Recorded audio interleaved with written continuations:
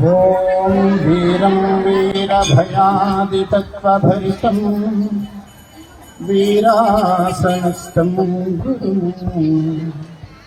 వీరశ్రేష్ఠనుతం విరించి వినుతం వీరాధివీరం హరిం వీరేంద్రం ఘనయోగిమానసకరం వేదాంత విద్యాకృతిం వీరాచార్యమహం భజామి సుతతం శ్రీవీరనారాయణం.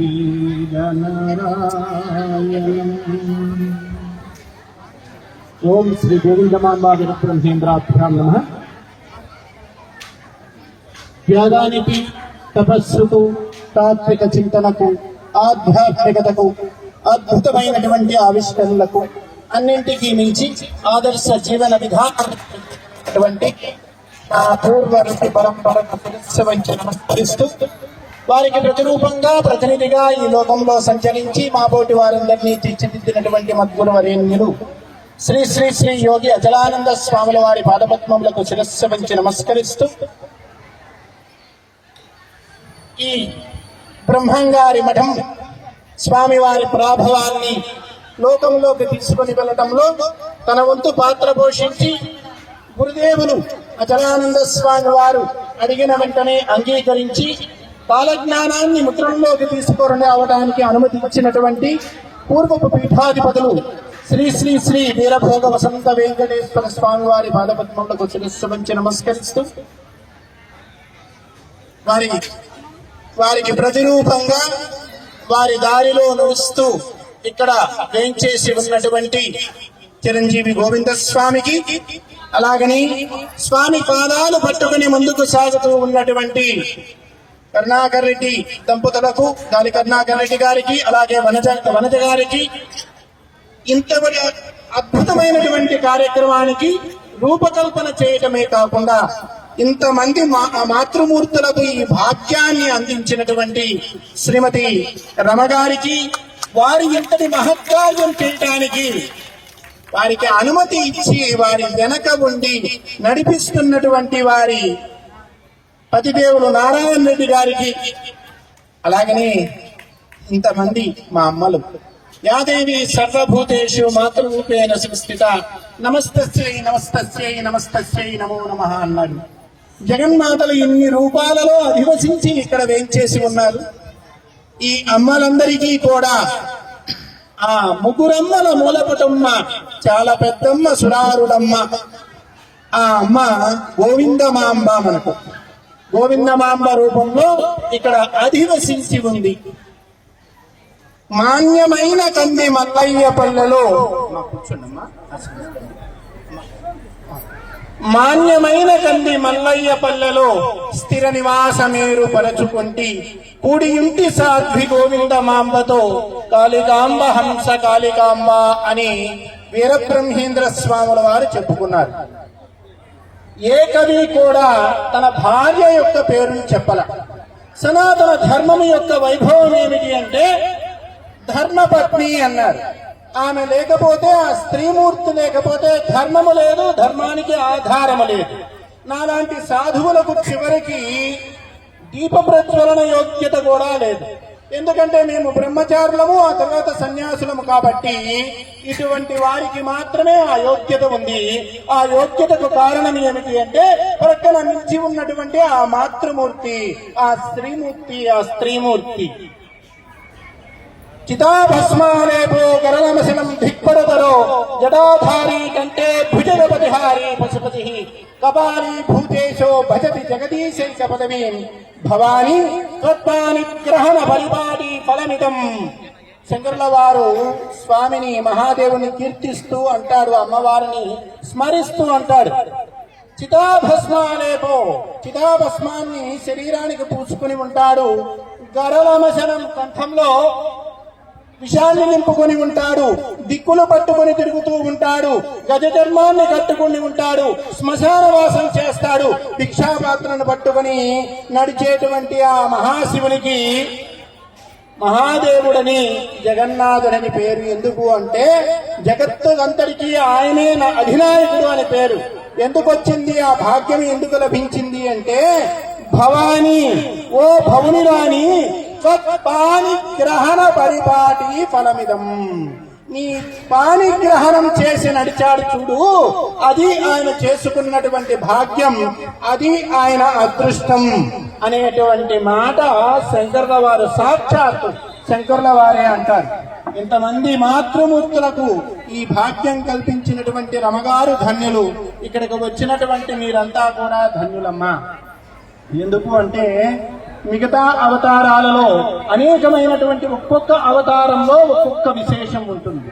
వీరబ్రహ్మేంద్ర స్వామి వారి యొక్క అవతారంలో ఉన్నటువంటి విశేషం ఏమిటి అంటే పరిసమాప్తి లేని అవతారమూర్తిని అని చెప్పుకున్నాడు.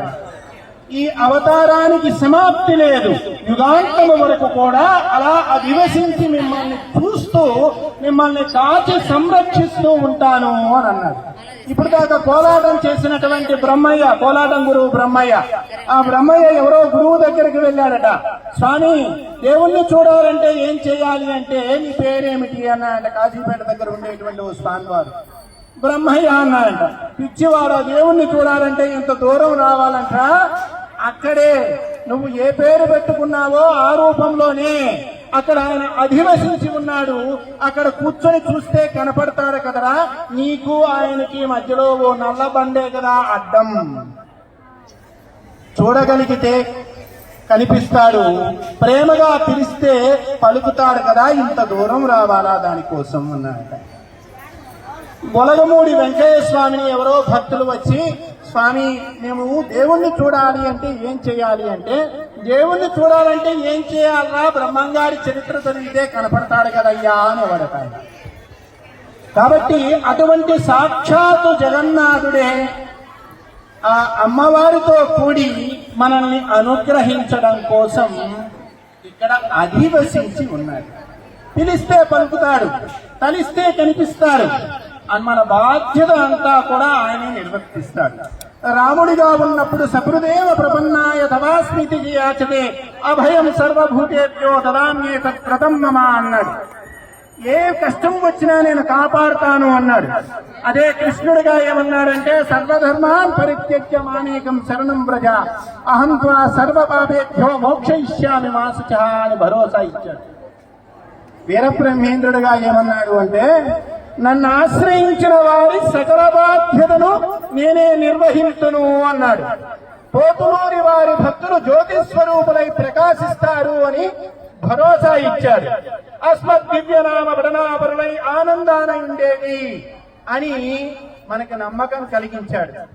చూడండి, కుమారుడు ఇంకా నీ తండ్రి ఎక్కడ ఉన్నాడయా, సమాధిలో ఉంటాడా అంటే ఈ లోకంలో ఉన్నటువంటి వాళ్ళందరికీ కూడా నా తండ్రి యొక్క శక్తిని చూపించాలి, ఆయన అలా సజీవ సమాధిలో ఉన్నాడు, ఆయన పరిసమాప్తి లేని అవతారమూర్తిని చెప్పుకున్నాడు, కాబట్టి ఈ లోకంలో ఉన్నటువంటి ప్రజలకు కూడా చూపించాలి అని చెప్పి ఆ పైనున్నటువంటి మూత పలకను తొలగిస్తే స్వామి కోపించాడు. చరిత్రలో మనకు తెలుసు. కోపించి 12 సంవత్సరాలు తపస్సు చేయమని ఆదేశించాడు. అదే శిష్యుడు వచ్చి, పూలకు వెళ్ళినటువంటి సిద్ధయ్య వచ్చి స్వామి దగ్గర పరిపరివిధాలుగా వేడుకొని, చివరికి నీవు లేనటువంటి బ్రతుకు నాకెందుకయ్యా, నీవు కనిపించకపోతే, నీవు నాకు దిశను దశను చూపించకపోతే నేను బ్రతికి ప్రయోజనం ఏముంది, ఈ శరీరాన్ని త్యాగం చేస్తాను అని శరీర త్యాగానికి సిద్ధమైతే తానే మూత పలకను తొలగించుకుని బయటకు వచ్చి అనుగ్రహించినటువంటి అవతారమూర్తి వీరబ్రహ్మేంద్ర స్వామి. భక్తితో పిలవాలి, భక్తితో పిలిస్తే ఆయన పలుకుతాడు, మన వైపు తిరుగుతాడు, మన కష్టాలు తొలగిస్తాడు. అటువంటి స్వామి సన్నిధికి వచ్చినటువంటి మీరంతా కూడా భాగ్యవంతులు, మీ అదృష్టమే అదృష్టం. అయితే మనమంతా కూడా సనాతన ధర్మానికి ప్రతినిధులుగా ఉన్నాము తల్లి. ఈరోజు ముఖాన ఆ కుంకుమ ధారణ సక్రమంగా చేస్తే స్వామి తత్వం మనకి అర్థమైనట్లే. వీరబ్రహ్మేంద్ర స్వామి వారి అవతారం ఎందుకు వచ్చింది అంటే ఈ ధర్మ పరిరక్షణ కోసమే వచ్చింది. ఇస్లాం పాలనలో కత్తిపట్టి మతం మారుస్తున్నటువంటి రోజులలో వీరబ్రహ్మేంద్ర స్వామి కాశీలో అవతరించి నందికొండ పాపాగ్నిలో బాల్యం గడిపి కంచిలో తపస్సు చేసి వనగానపల్లెలో గోపాలన చేస్తూ కాలజ్ఞాన రచన చేసి కందిమల్లయ్యపల్లిలో స్థిర నివాసం ఏర్పాటు చేసుకుంది దేనికోసం అంటే సామాన్యులను ఉద్ధరించడం కోసమే. వీరబ్రహ్మేంద్ర స్వామి వారి తత్వం, వారి తత్వాలు, వారి ఆదర్శాలు విశ్వమానవ సౌభ్రాతృత్వాన్ని చూపించేటువంటివి. మాదిగ కక్కయ్యను, దూదేకుల సిద్ధయ్యను, గరిమెరెడ్డి అచ్చమ్మను, బ్రాహ్మణుడైన అన్నాజయ్యను, క్షత్రియుడైనటువంటి ఆనంద భైరవ యోగిని, అన్ని కులాల వారిని, అన్ని ప్రాంతాల వారిని గరిమరెడ్డి అచ్చమ్మకి మొదలుగా కాలజ్ఞాన బోధన చేశాడు.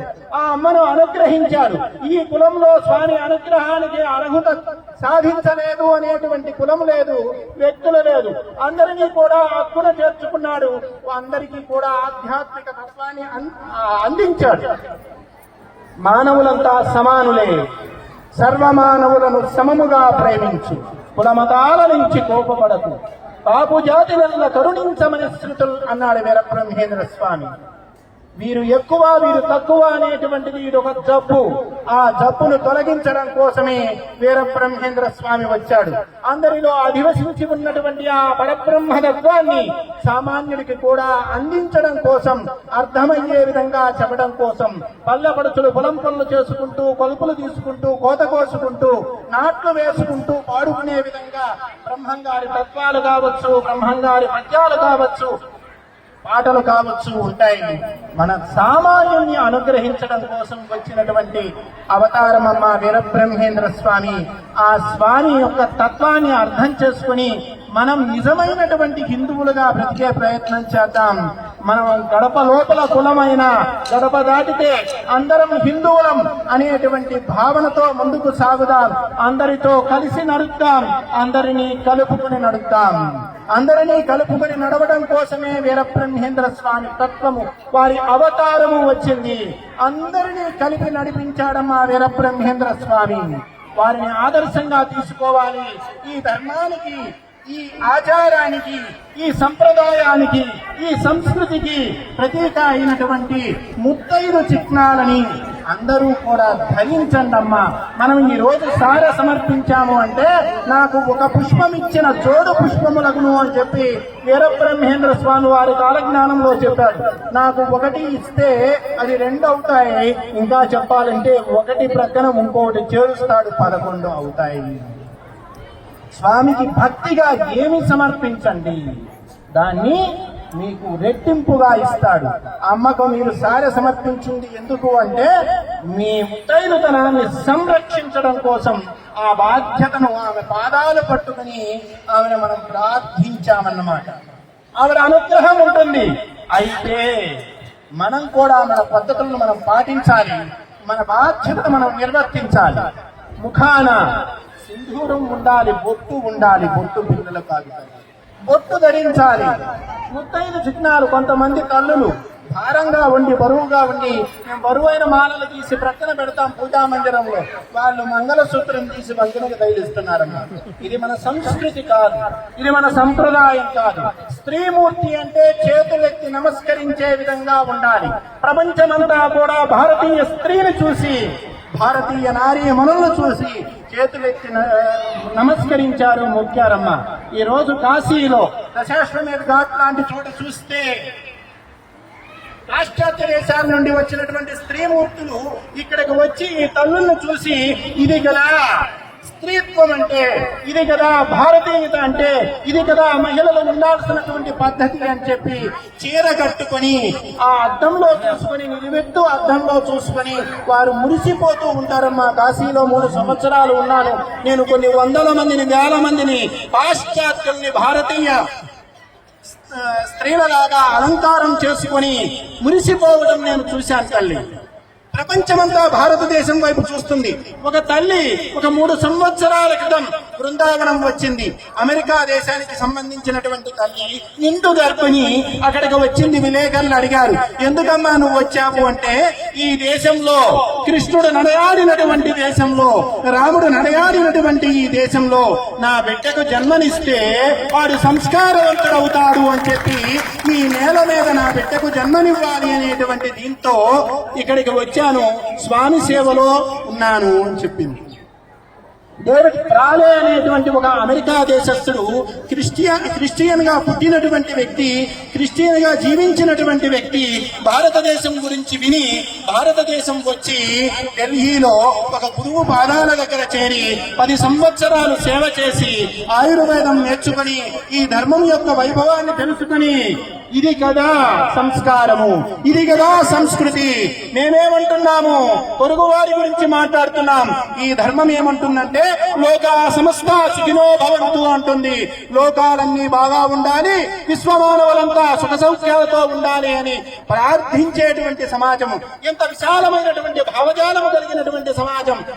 శాంతి, పృథివీ శాంతి, ఓషధయ శాంతి, వనస్పతయ శాంతి అంటూ పుట్ట గుట్ట చెట్టు సమస్తము కూడా శాంతిగా ఉండాలి, ప్రశాంతంగా ఉండాలి అంటుంది. ఈ హిందువులలాగా, హిందువులు నిజమైనటువంటి హిందువులలాగా బ్రతకగలిగితే, హిందువులని ఆదర్శంగా తీసుకుని ప్రపంచ దేశాలు నడవగలిగితే ప్రకృతి పర్యావరణ పరిరక్షణ కోసం మనం ప్రత్యేకంగా ఏ చర్యలు చేయవలసినటువంటి పని లేదు. చెట్టును పూజించమంటున్నాడు, గుట్టను రక్షించమంటున్నాడు, గుట్టను కాపాడమంటున్నాడు. హిందువుగా బ్రతికితే ప్రకృతి బ్రతుకుతుంది, ప్రకృతి కాపాడబడుతుంది అని ఆశ్చర్యపోయి ఆయన సన్యాసం తీసుకున్నాడమ్మా. డేవిడ్ ప్రాలే కాస్త పండిత వామదేవ శాస్త్రిగా మారాడు. ఈ రోజు ప్రపంచ దేశాలంతా తిరిగి భారతీయ సనాతన ధర్మం యొక్క వైభవం గురించి, ఈ సంస్కృతి విలువల గురించి, ఈ సంప్రదాయాల్లో ఉన్నటువంటి సైన్స్ గురించి ప్రపంచమంతా ప్రచారం చేస్తున్నాడు. అటువంటి వాళ్ళను చూసైనా మనం నేర్చుకోవాలి. గంట కొడితే గొంతు కోసినటువంటి గల్ఫ్ దేశాల్లో కూడా ఈ రోజు రాముడికి ఆలయాలు నిర్మాణం చేశారు. అబుదాబిలో 1000 కోట్లతో శ్రీరామచంద్రుని యొక్క ఆలయ నిర్మాణం చేశారు. రష్యాలో 2007లో వోల్గా అనేటువంటి ప్రాంతంలో అజర్బైజాన్ అనేటువంటి చోట త్రవ్వకాలు జరిపితే శ్రీ మహావిష్ణువు యొక్క విగ్రహం బయటపడింది. 1200 సంవత్సరాల క్రితం శ్రీ మహావిష్ణువు విగ్రహం. ప్రపంచమంతా మనుగడ సాధించినటువంటి భారతీయత, ప్రపంచానికి వెలుగులు పంచినటువంటి భారతీయత, దానికి మనమంతా వారసులం. ప్రపంచానికి భారతదేశం అంటే పూజా మందిరం. ఈ పూజా మందిరంలో ఉన్న వాళ్ళము ఎంత పవిత్రంగా ఉండాలి, ఎంత పవిత్రంగా కనపడాలి. నా తల్లులంతా కూడా ఆలోచన చేస్తే రేపటి తరాన్ని, నీ ఒడిలో పెరిగేటువంటి రేపటి తరాన్ని సంస్కారవంతులుగా తీర్చిదిద్దితే పూర్వ వైభవానికి ఈ ధర్మం చేరుకుంటుంది, ఈ సంస్కృతి అందుకుంటుంది. దానికంతా కూడా మీరు పూనుకోవాలి. ఒక తల్లి శ్రీరామచంద్రుణ్ణి తయారు చేసింది, ఒక తల్లి పూనుకొని, ఒక తల్లి పూనుకొని, 2 తల్లులు పూనుకొని శ్రీకృష్ణ పరమాత్మను జగద్గురువుగా తీర్చిదిద్దారు. మరొక 2 తల్లులు మన వీరబ్రహ్మేంద్ర స్వామిని జగద్గురువుగా లోకానికి అందించారు. ఒక తల్లి వీరశివాజీని తయారు చేసింది, ఒక తల్లి స్వామి వివేకానందుని లోకానికి అందించింది. తల్లి సంస్కారవంతులైతే బిడ్డలు సంస్కారవంతులవుతారు, లోకము సంస్కారాలు నిండుతాయి, పండుతాయి. ఆ విధంగా మీరంతా ఆలోచన చేస్తారు అని చెప్పి బ్రహ్మంగారి చరిత్ర చదవండి. బ్రహ్మంగారి చరిత్ర చదివితే అద్భుతాలు జరుగుతాయి. బ్రహ్మంగారి కాళికాంబ సప్తసతి పారాయణ చెయ్యండి. వీరకాళికాంబ శతకం అనేటువంటి రచన ఉంటుంది వీరబ్రహ్మేంద్ర స్వామి వారిది. సిద్ధగురు బోధ ఉంది, గోవింద వాక్యాలు ఉన్నాయి, శివ గోవింద గోవింద, హరి గోవింద గోవింద అంటూ. జీవైక్య బోధ ఉంది, ద్విపద ఉంది. ఇన్ని రకాలుగా స్వామివారి తత్వాలు ఉన్నాయి. ఏదో ఒకటి వీరబ్రహ్మేంద్ర స్వామి దగ్గరికి రావడం అంటే వచ్చి ఒబ్బరకాయ కొట్టి ఏదో కానుకలు సమర్పిస్తే ఆయన అనుగ్రహించడు. ఆయన తత్వాన్ని ఇసుమంతైనా సరే మనం పట్టుకొని వెళ్ళాలి. ఇక్కడ ఒక శక్తి ఉంది. ఒక్క 2 నిమిషాలైనా కళ్ళు మూసుకొని చూడగలిగితే మీకు ఆ శక్తి కనపడుతుంది. ఈ రోజున సెల్ ఫోన్ కొత్త రకం వచ్చాయి. కారులో డాష్ బోర్డు దగ్గర ఒక అక్కడ సెల్ ఫోన్ పెడితే చాలు, సెల్ ఫోన్ దానంతటా అదే ఛార్జ్ అవుతుంది. కొన్ని డివైసులు వచ్చాయి, సెల్ ఫోన్ కి ప్లగ్ కుచ్చాల్సిన పని లేదు, అలా ప్రక్కన పెడితే చాలు ఆ సెల్ ఫోన్ ఛార్జ్ అవుతుంది. ఒక జడ పదార్థము మరొక జడ పదార్థానికి చైతన్యాన్ని అందించగలిగినప్పుడు అక్కడ చైతన్యమూర్తి కూర్చొని ఉన్నాడు. చిద్విలాసాలు చిందిస్తూ అభయహస్తంతో మన అనుగ్రహిస్తూ ఉన్నాడు. మనం గమనించగలిగితే, మనం ఆస్వాదించగలిగితే, మనం దర్శించగలిగితే ఆయన తేజస్సు, ఆ చైతన్యము మనకి అందదా? అందుతుందా లేదా? చెప్పాలమ్మా, అందుతుందా లేదా? మనమంతా కూడా స్వామి సన్నిధిలో దగ్గర ఉన్న వాళ్ళు సేవకు రండి. నెలకొక రోజు, 2 నెలలకు ఒక రోజు వచ్చి ఈ ప్రాంగణాన్ని శుభ్రం చేయండి. ఇక్కడ చేయగలిగినటువంటి సేవ చేయండి. బయట ఉన్నటువంటి దుకాణదారులు కూడా తమ దుకాణాల ముందు శుభ్రంగా ఉంచండి. మా గురుదేవులు చెప్పేవారు, పరిశుభ్రత, పవిత్రత ఇవి రెండు భగవంతుణ్ణి చేరేటువంటి దారులు అని. బ్రహ్మంగారికి మనం ఇక్కడ ఉండే వాళ్ళం, మనం చేసే సేవ ఏమిటి అంటే ఈ ప్రాంగణాన్ని పవిత్రంగా ఉంచటమే. లోపలికి చెప్పులు వేసుకొని తిరగడము, మాంసము మద్యము పట్టుకొని తిరగడము, ఇటువంటి పాపాలకు మనం ఒడి కట్టకూడదు. స్వామి సన్నిధిని, స్వామి సన్నిధానాన్ని మనం పవిత్రంగా ఉంచగలిగితే స్వామి అనుగ్రహం కలుగుతుంది. ఆ విధంగా మనం అంతా ముందుకు సాగుదాం. జై శ్రీరామ్, జై శ్రీరామ్, జై శ్రీరామ్. భారత్ మాతా కీ, భారత్ మాతా కీ, భారత్ మాతా కీ. జై శ్రీమద్ విరాట్ పోతులూరి వీర బ్రహ్మేంద్ర స్వాముల వారికి, మాతా గోవిందమాంబకు, జగజ్జనని ఈశ్వరీ మహాదేవికి, శ్రీ పరిపూర్ణ సిద్ధమూర్తికి, శ్రీ అన్నాజయ్య స్వామికి, ఆనంద భైరవ యోగికి, అచ్చమ్మ తల్లికి, కక్కయ్య స్వామికి, అల్లాడపల్ల వీరభద్ర స్వామి వారికి, ఉజ్జయిని మహంకాళికి, జ్ఞానగురు దక్షిణామూర్తికి, బోధగురు దత్తాత్రేయులకు, విద్యాప్రదాత హైగ్రీవులకు, సమస్త గురు పరంపరకు, సమస్త సాధుమూర్తులకు, సమస్త దేవతలకు, సమస్త చరాచరములకు